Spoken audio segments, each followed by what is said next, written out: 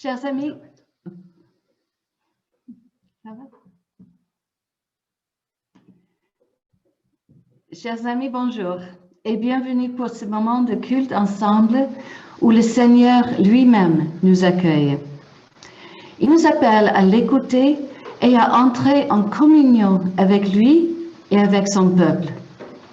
Et comme disait Cécile, aujourd'hui nous entrons en période de l'Avent, cette période du calendrier liturgique qui prépare la saison de Noël et la venue de Jésus sur terre. Jésus que l'on appelle aussi Emmanuel. Jésus s'est fait homme. Il nous a rejoints dans notre humanité. Il connaît notre faiblesse humaine tout en étant Dieu. Écoutons ensemble ce chant qui nous rappelle cette vérité.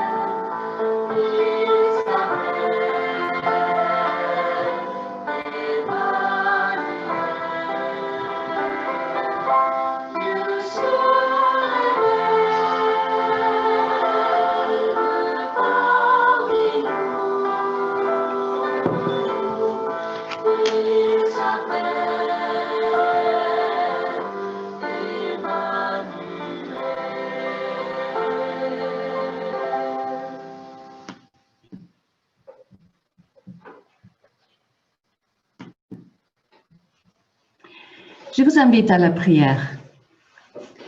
Seigneur, ta parole nous rappelle cette vérité. Tu es Emmanuel, Dieu présent au milieu de nous. Merci pour cette promesse, cette vérité.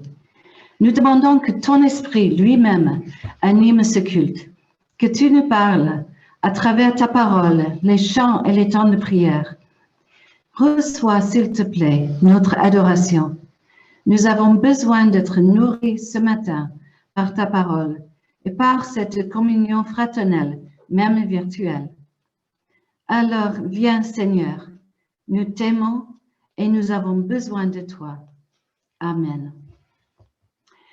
Alors, un symbole de l'Avent qui nous aide à nous centrer sur le sens de Noël est une couronne ou quelque chose de semblable avec les 4 bougies, une bougie pour chaque dimanche de l'Avent et puis la bougie principale que l'on allume le jour de Noël.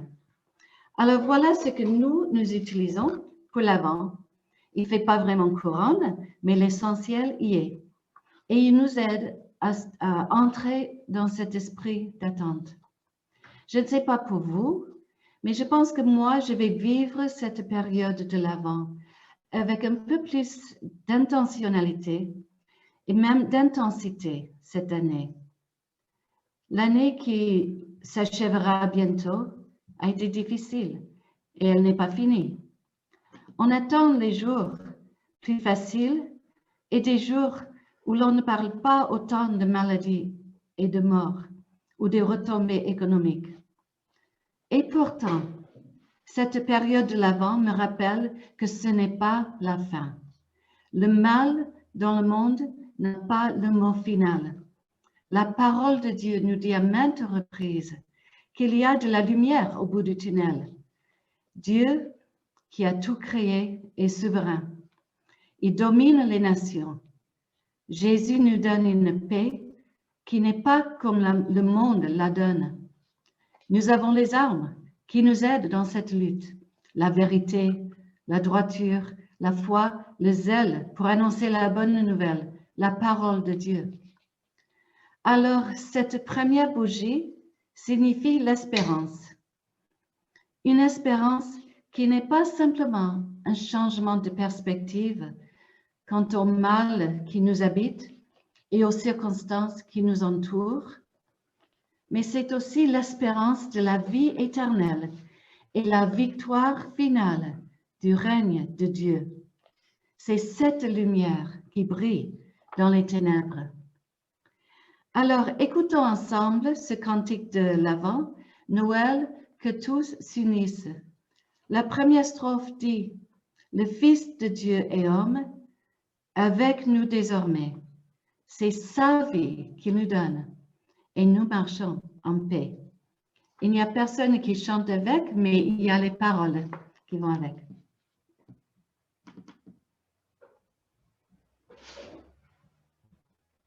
It's a second verse.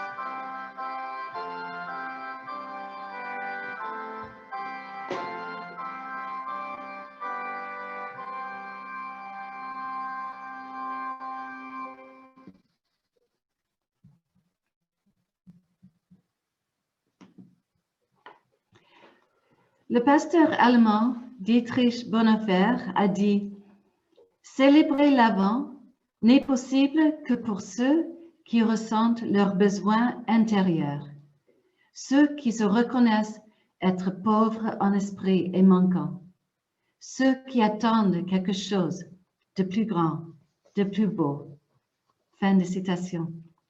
Et oui, c'est bien cela, l'espérance, d'attendre quelque chose de plus grand et de plus beau.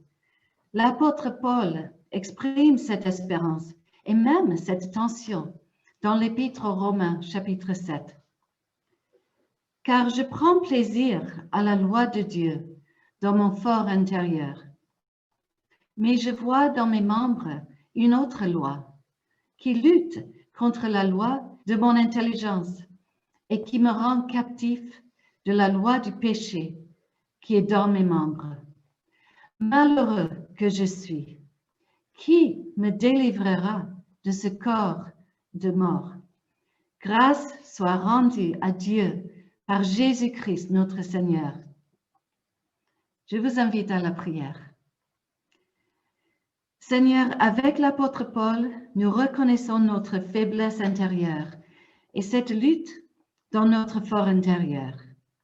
Nous faisons les choses que nous ne voulons pas faire et nous faisons les choses que ne faisons pas les choses que nous voulons faire.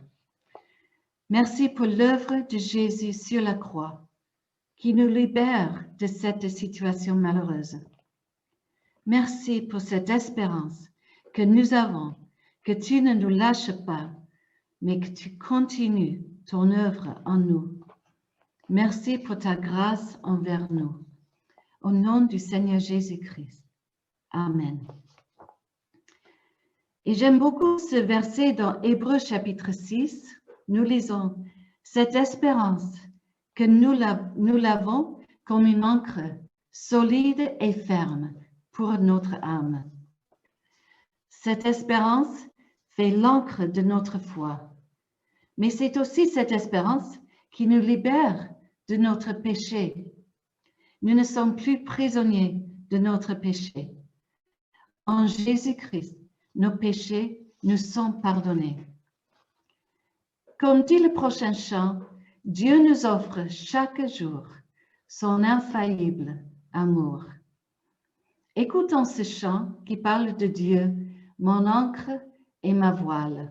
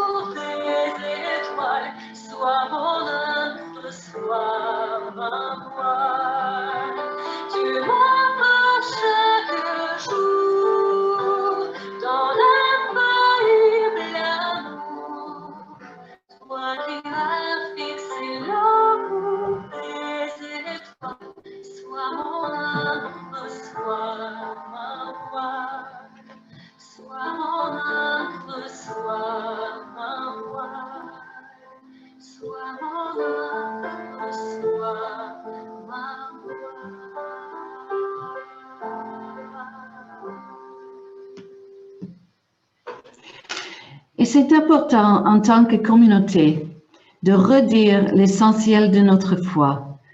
Alors je vous invite à chanter avec joie notre foi par le chant « Je crois en Jésus ».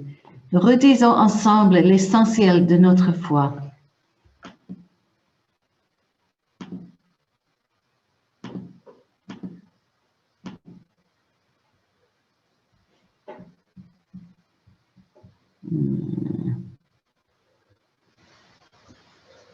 On a un petit, on est à voilà.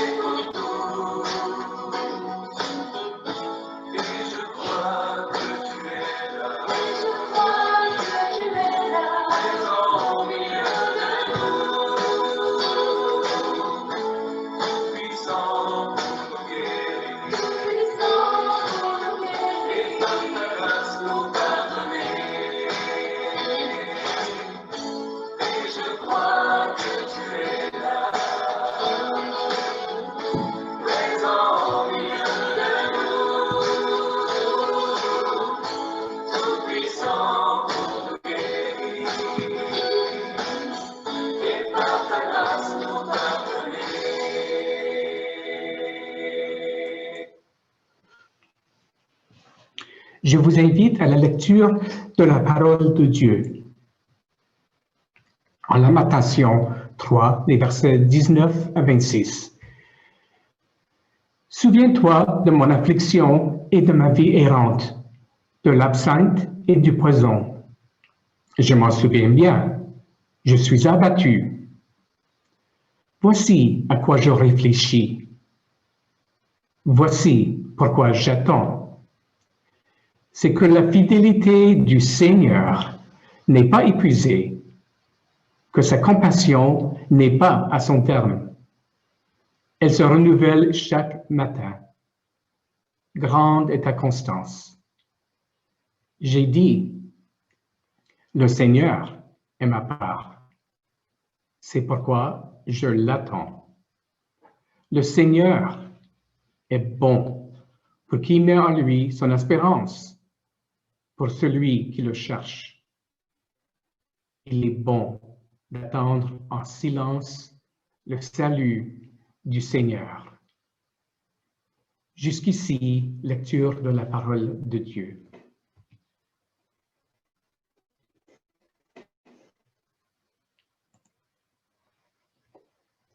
Je vous invite à la prière. Père céleste, alors que la saison de l'Avent commence, nous venons à toi en quête d'espérance. Guide-nous par ton esprit qui a inspiré ta parole. Illumine nos cœurs et nos esprits afin que nous puissions entendre ce que tu as à nous dire aujourd'hui. C'est au nom de Jésus-Christ, notre Sauveur, que nous le demandons. Amen.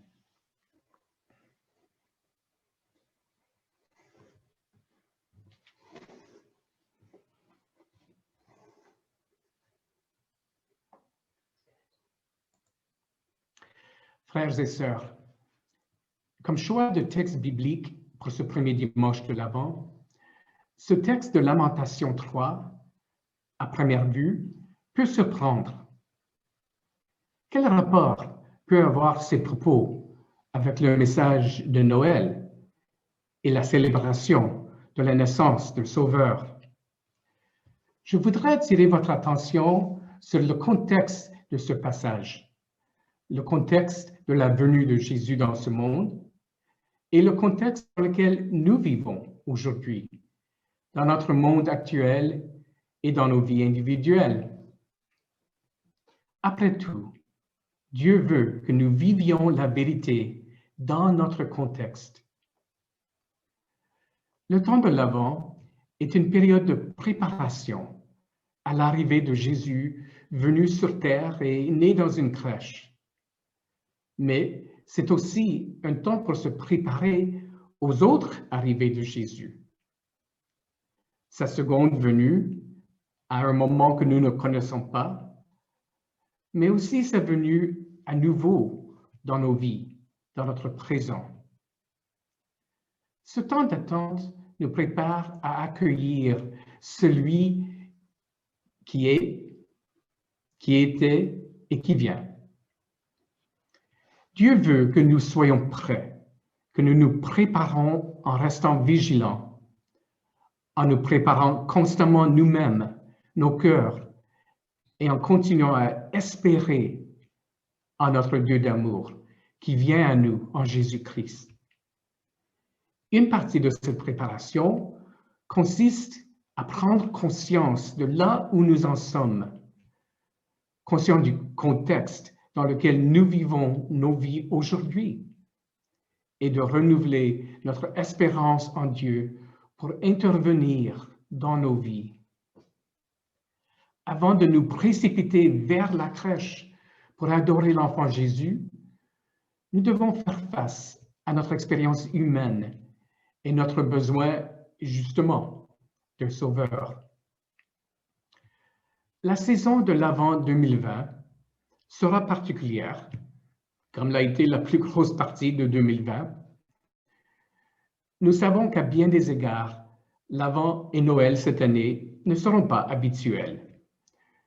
Nous ne connaissons pas encore tous les détails de nos contraintes sanitaires dans les semaines à venir et pour l'instant, nous n'avons aucune garantie sur les mesures qui seront en place, mais nous savons que ce sera différent des autres années. Ce qui demeure le même, c'est la certitude que nous vivons dans un monde troublé, dans lequel nous avons besoin d'un Sauveur.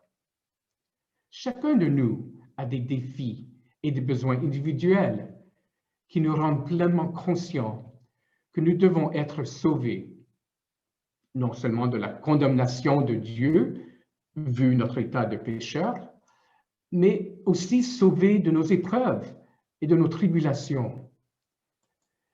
Face à ces défis et les émotions humaines de crainte et d'angoisse que nous pouvons naturellement ressentir pour notre présent et pour notre avenir, posons à nouveau les bases de nos valeurs chrétiennes et entrons dans cette période de l'Avent comme un rendez-vous divin pour l'espérance. Passons à notre texte de Lamentations 3. L'auteur des Lamentations n'est pas identifié, mais la plupart des commentateurs pensent que cela vient de Jérémie, et cela ressemble beaucoup à Jérémie. Ce petit livre a été écrit après la chute du royaume de Juda et de la ville de Jérusalem, y compris la destruction du temple en 587 avant Jésus-Christ par les Babyloniens, la période la plus troublée pour le peuple d'Israël. Il s'agit d'une courte série de 5 poèmes en hébreu, dans lesquels l'auteur décrit avec une honnêteté brûlante la douleur qu'il éprouve face à la tragédie que lui et son peuple ont souffert. En déplorant ouvertement, il est réel devant le Seigneur, brutalement honnête. Le chapitre 3 n'est pas seulement le poème central de ce livre de Lamentations, il est considéré par plusieurs commentateurs comme le point culminant du livre. Cet été, notre pasteur Jean-Raymond a prêché une série de messages basés sur des psaumes de lamentation. Nous avons vu comment les psalmistes ont pu exprimer de manière franche et honnête leur souffrance et poser leurs plaintes à Dieu. Mais tout en étant réalistes dans leur souffrance, ils ont pu, en même temps, déclarer leur espérance en Dieu.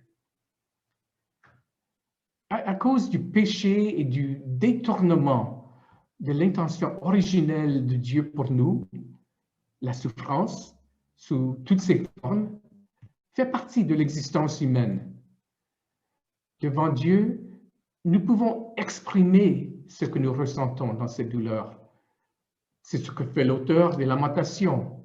Si vous lisez les 2 premiers chapitres, c'est terrible, c'est affreux ce qu'il a à dire. Dans la confusion et la souffrance que lui et son peuple vivent. C'est ce que nous pouvons faire aussi en exprimant à Dieu nos sentiments de désarroi parfois.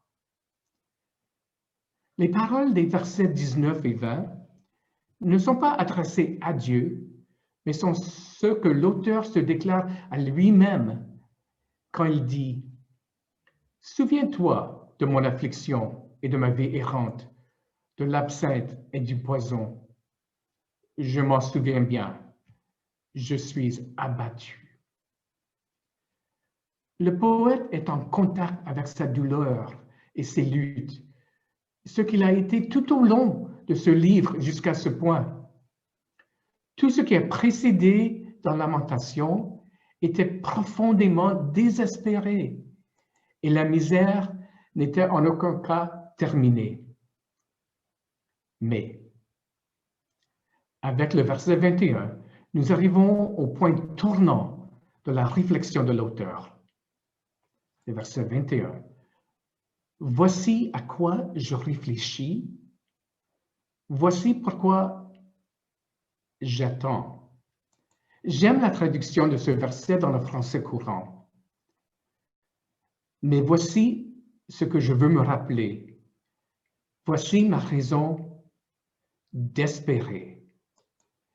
Cela signifie que l'auteur, malgré sa souffrance, et même dans l'espérance, il y a comme une tension très forte qui s'exprime à travers ce livre de Lamentation. La souffrance est là, elle est terrible, angoissante, et elle ne peut absolument pas être minimisée. Mais en même temps, c'est une souffrance qui peut être acceptée et vécue dans la foi et dans l'espérance du salut à venir. Au milieu des Lamentations, il y a ce joyau d'un passage qui exprime un solide espoir. Contre tout désespoir, l'auteur s'est proclamé à lui-même et à tous les autres la bonté de Dieu qui rend à l'espérance. L'auteur passe du désespoir absolu à cause de la colère de Dieu qui s'est abattue sur lui et son peuple, à espérer en ce même Dieu et même à le louer. Mais que s'est-il passé? Comment a-t-il pu changer à ce point son regard sur sa situation et sur son avenir? Quel a été le point tournant dans sa situation? Dans ce poème du chapitre 3, ce mot, le nom de Dieu, Seigneur, n'avait pas encore été mentionné, mais là, il s'exprime. Et c'est ça le point tournant. La mention du Seigneur change soudain la perspective, une perspective pour l'avenir. Il trouve l'espérance. C'est le Seigneur qui a ravivé son espérance. Et ce terme Seigneur, traduit dans la version de la Colombe comme le mot éternel, apparaît 4 fois dans les versets 22 à 26. C'est que la fidélité du Seigneur n'est pas épuisée, que sa compassion n'est pas à son terme. Elle se renouvelle chaque matin, grande est ta constance. J'ai dit, le Seigneur est ma part. C'est pourquoi le Seigneur est bon pour qui met en lui son espérance, pour celui qui le cherche. Il est bon d'attendre en silence le salut du Seigneur.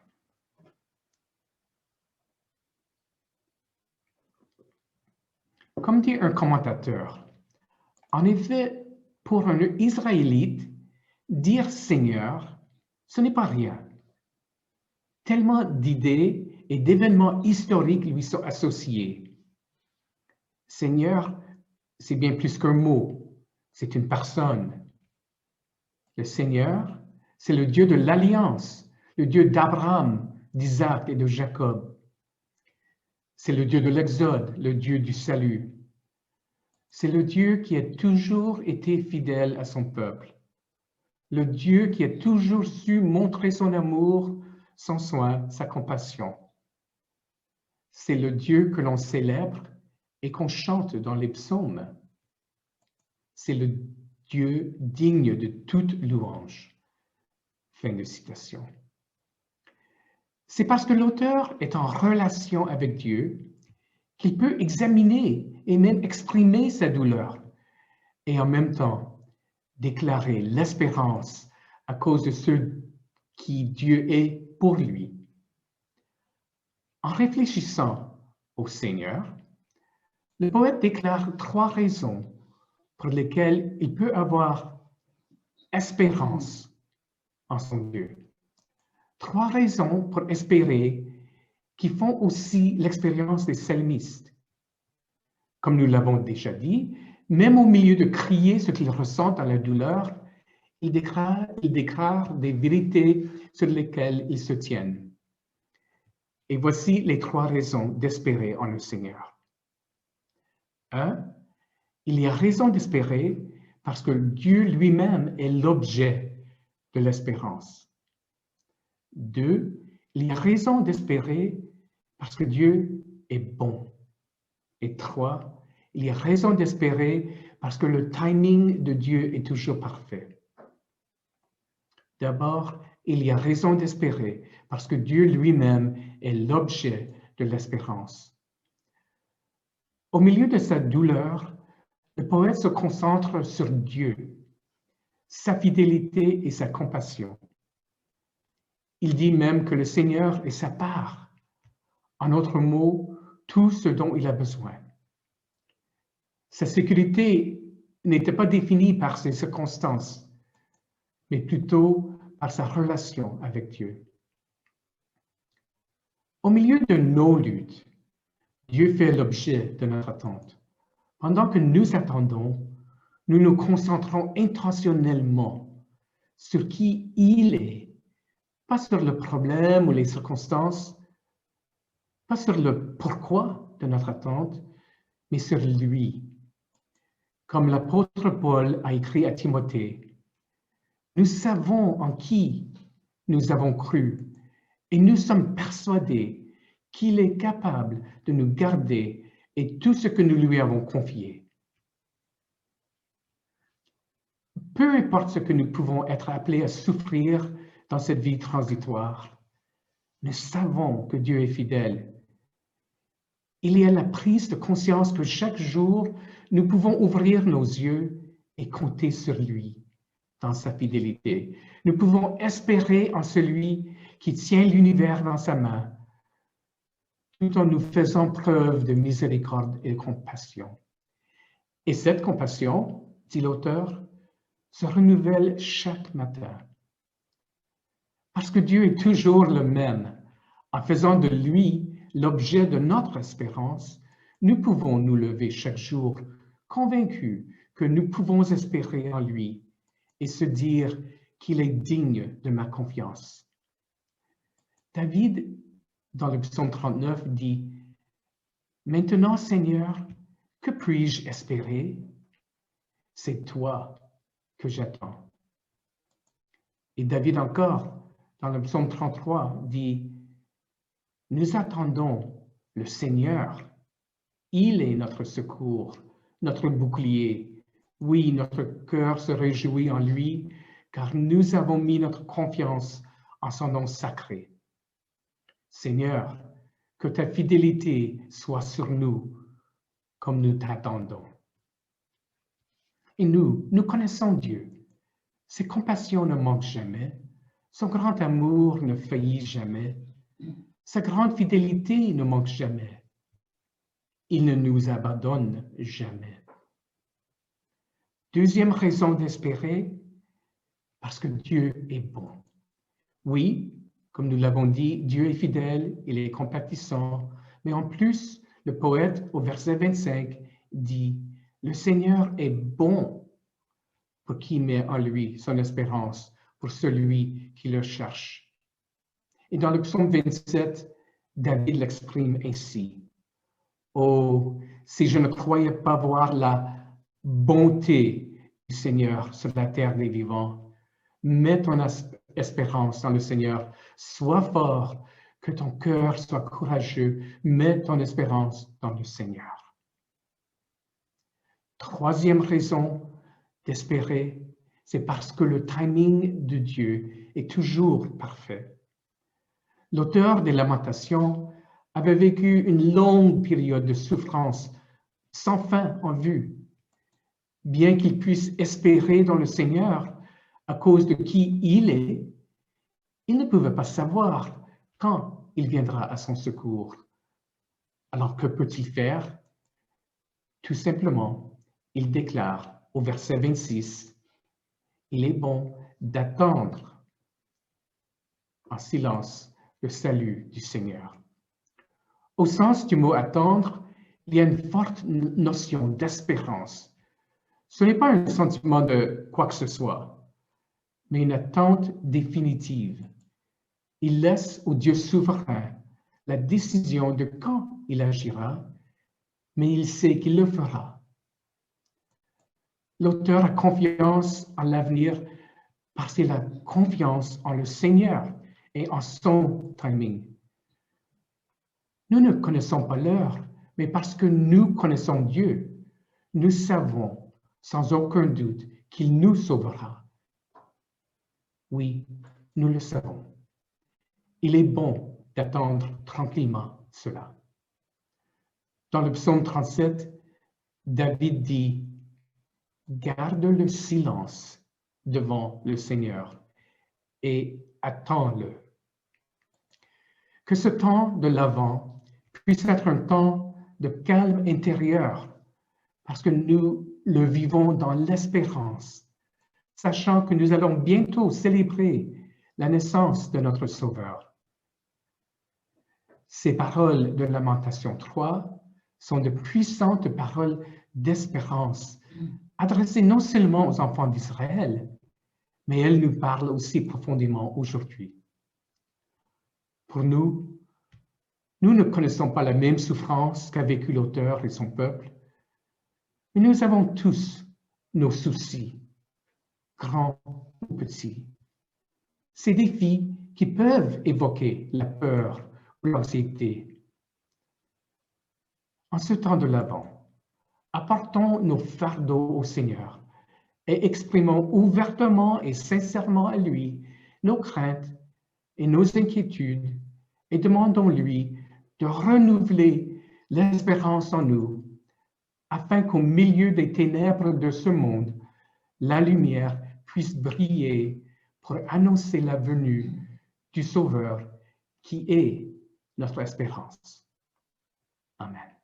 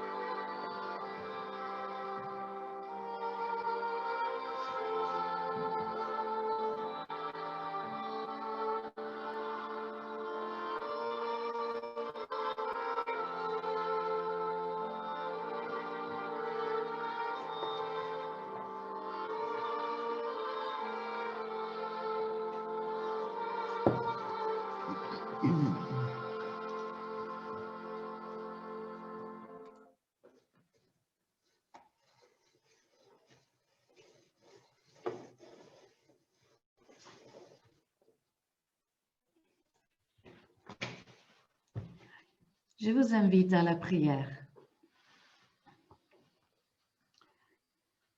Seigneur, nous te louons car tu es digne de notre confiance. Tu agis dans notre monde et dans nos vies d'une manière qui nous donne espoir. Nous pouvons te confier les défis sur la grande échelle dans notre monde, ainsi que les difficultés dans nos familles et dans nos vies personnelles. Seigneur, nous voulons te confier les personnes de notre communauté qui sont en difficulté, que ce soit physique, émotionnel, relationnel ou professionnel.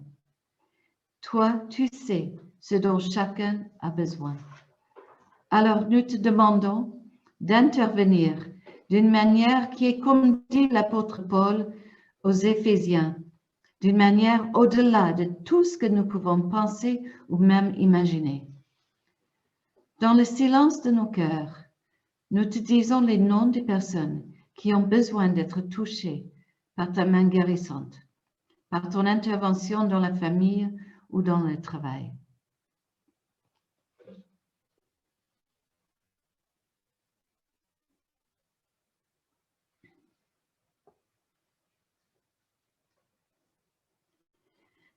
Et Seigneur, nous te prions pour notre monde. Accorde de la sagesse aux autorités gouvernementales et médicales, qu'ils sachent gérer cette crise sanitaire avec humilité et discernement. Aide ceux qui travaillent dans la recherche, qu'ils soient inspirés par toi, même s'ils ne te reconnaissent pas. Et Seigneur, à travers cette crise, touche les cœurs. Que beaucoup de personnes soient touchées par ton esprit, qu'ils puissent découvrir à travers cette crise une nouvelle vie en toi. Continue à fortifier notre pasteur Jean-Raymond ainsi que toute sa famille, qu'ils puissent retrouver les forces et être renouvelés en corps et en âme. Accorde de la sagesse dans les décisions que Jean-Raymond a à prendre dans son ministère. Seigneur, accompagne-nous pendant cette nouvelle semaine qui s'ouvre devant nous, que nous puissions vivre dans cette espérance et aussi la partager avec ceux qui nous entourent. Au nom du Seigneur Jésus. Amen.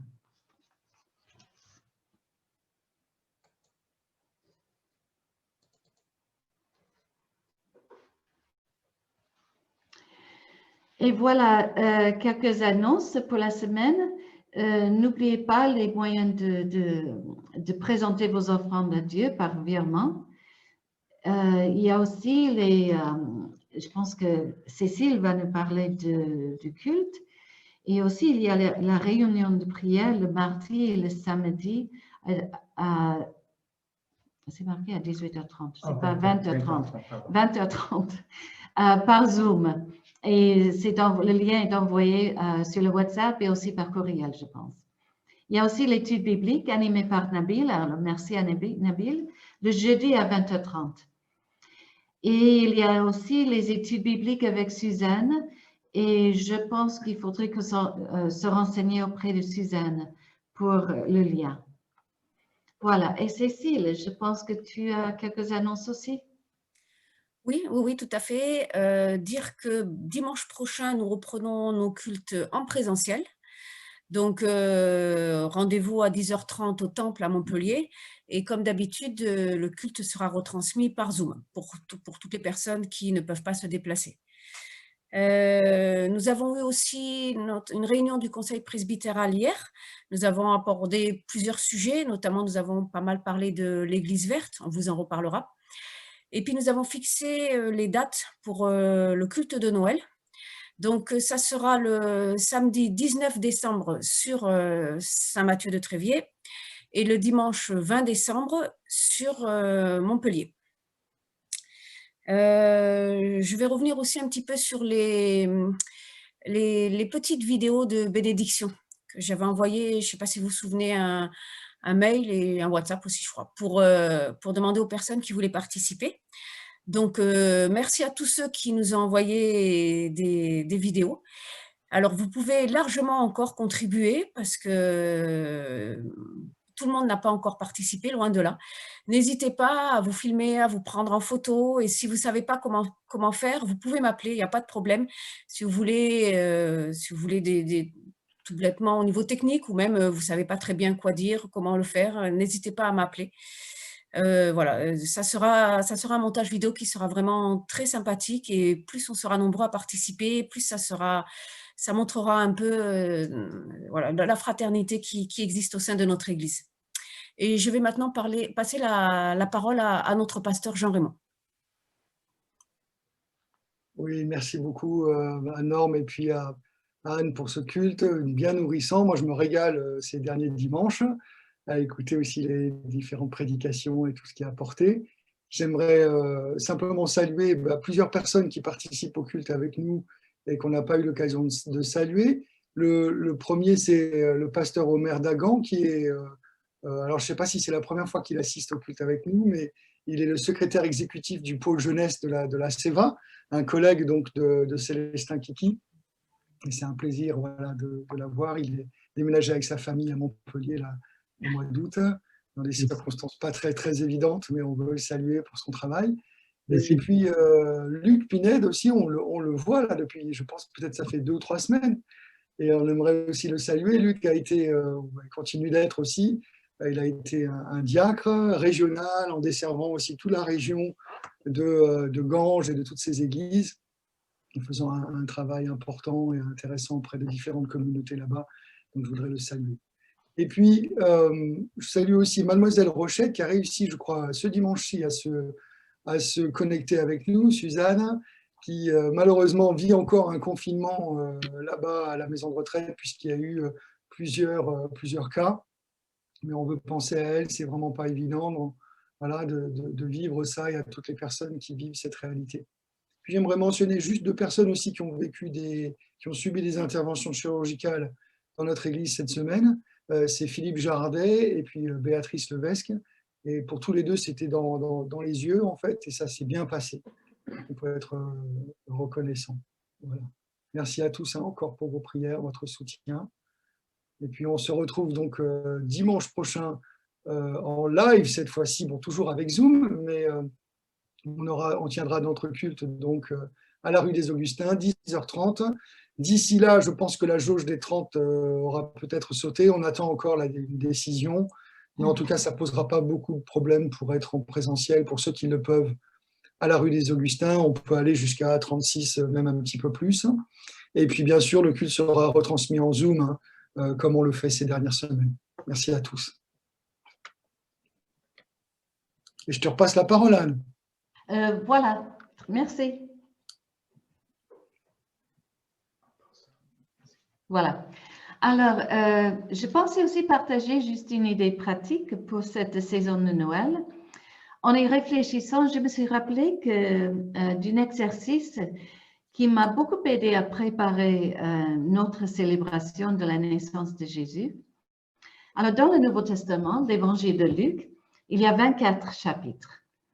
Et si on lit chaque soir un chapitre de cet évangile en commençant le 1er décembre, alors c'est-à-dire ce mardi qui vient, on arrive au 24 décembre et on lit tout l'évangile. Et on se réveille le matin de Noël, le 25, et on fait le survol de la vie de Jésus, et sachant bel et bien la raison pour laquelle on marque cet événement de sa naissance. Alors, je l'ai fait l'année passée et j'ai trouvé que c'était un beau cheminement que de me rappeler encore une fois la vie de mon Sauveur. Voilà. Alors, je passe un nom. Frères et sœurs, recevez la bénédiction au nom du Seigneur, tirée de l'Épître aux Romains, chapitre 15, verset 13.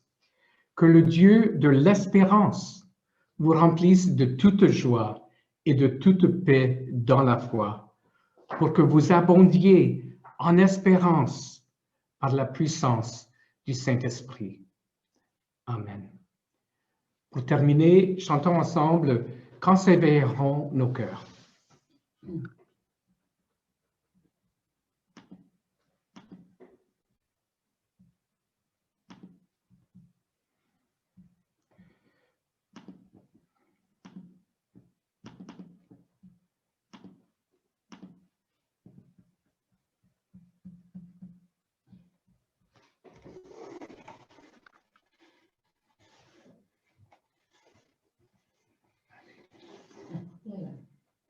Voilà. Voilà.